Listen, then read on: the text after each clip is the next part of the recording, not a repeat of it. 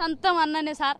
చిన్నప్పుడు మాత్రం మా ఘోరంగా చేసిండు. మాకు అడవిలో తీసుకుపోయి ఆ కాయలు దెంకోరా వద్దాం చెల్లె అని తీసుకుపోయి మొత్తం నాకు ఖరాబ్ చేసిండు. మా ఇద్దరు ముగ్గురు చెల్లెలను ఖరాబ్ చేసిండు.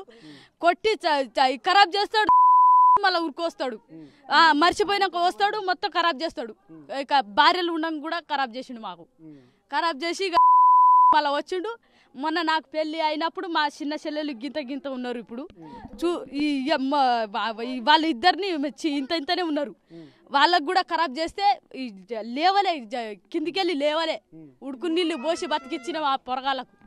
మా ముసలమ్మను పింఛని పైసలు తీసుకొద్దామని తోలుకోపోయిండు. కాలువలో వేసిండు, కళ్ళు బలగొట్టిండు, మొత్తం ఖరాబ్ చేసిండు. బరి బాత వేసిపోయిండు, కాలువలోనే వేసిపోయిండు సార్. అట్లా పరిస్థితి చేసిండు. మళ్ళీ మా నాయనను కొట్టి మొత్తం కాళ్ళు ఇరగొట్టిండు.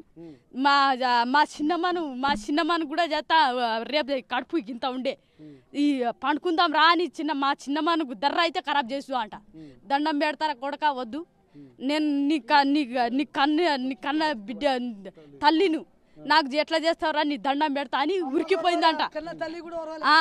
అట్లా చేస్తాడు సార్ వాడు, మంచిగా ఉండడు. మా అమ్మ అయితే నాకు ఉండలే కానీ మా చిన్నమ్మనే అట్లా చేసిండు. మొత్తం